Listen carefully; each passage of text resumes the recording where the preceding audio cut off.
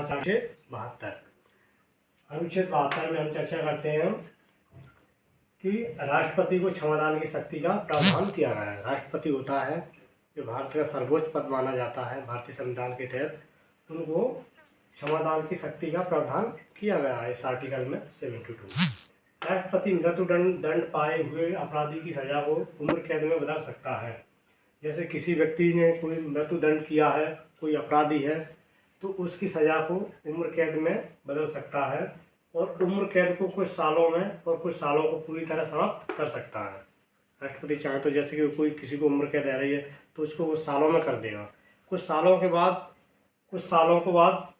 में और उसके बाद पूरी तरह समाप्त कर देगा।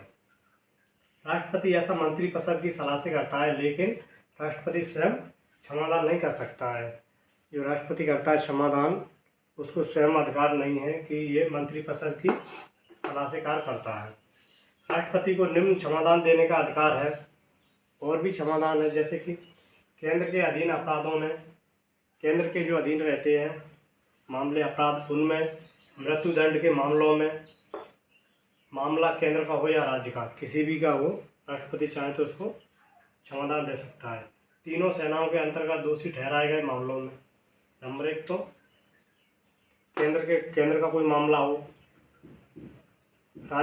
किसी भी राज्य का हो, तीनों सेनाओं के अंतर्गत दोषी ठहराए गए मामलों में, तो यह पॉइंट बनता है क्षमादान की शक्ति।